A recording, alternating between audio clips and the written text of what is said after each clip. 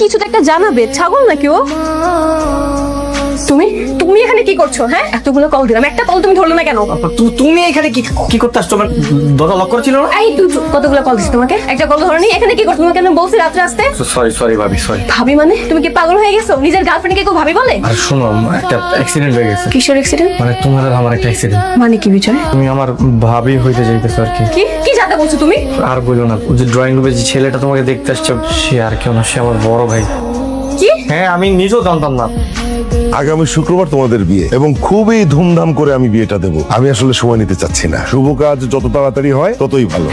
আমিও তাই বলি ভাই সাহেব, শুভ কাজে এত দেরি করতে নেই। আর আমি তো অলরেডি আমার আত্মীয় স্বজন যারা আছে সবাইকে ইনভাইট করা শুরু করে দিয়েছি। খুব ভালো কাজ করছেন। আঙ্কেল, আজকে আমরা এসেছি মুনিয়াকে সামনাসামনি দেখতে আর আংটি পরাতে।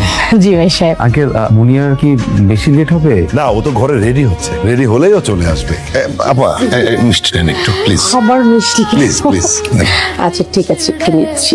মুনিয়া, যা হয়েছে তুমি ভুলে যাও। তুমি আমার বড় ভাইকে বিয়ে করে নাও প্লিজ। এই তুমি কি বলছো? হ্যাঁ, পাগল হয়ে গেছো তুমি? মাথায় সমস্যা? আমি তোমার গার্লফ্রেন্ড হয়ে তোমার ভাইকে বিয়ে করবো? তাছাড়া তোমার ভাই আমার থেকে প্রায় 10 বছরের বড়। আর তোমাকে আমি আগেই বলছি, আমি এমন বড় কাউকে বিয়ে করবো না। আমি আমার সেম এজের বা আমার মেন্টালিটির সাথে ম্যাচ করে এমন কাউকে দেখে বিয়ে করবো। আর তুমি যদি আমাকে বিয়ে না করো না, সমস্যা নেই, আমি তোমার মতো সেম একজনকে খুঁজে বিয়ে করে নিব। আর কি বলছো তুমি?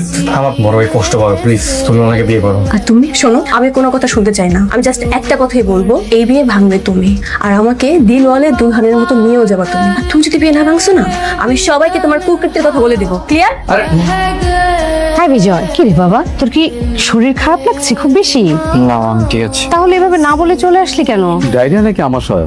না রে, তেমন কিছু না। তাহলে পেটের অন্য কোনো সমস্যা? আরে হয়তো ওই যে প্যালপিটেশন হয়েছে, একটু গ্যাসের সমস্যা আর কি। সেজন্য এভাবে না বলে চলে আসবি? ভাই চল, তোকে ডক্টরের কাছে নিয়ে যাই।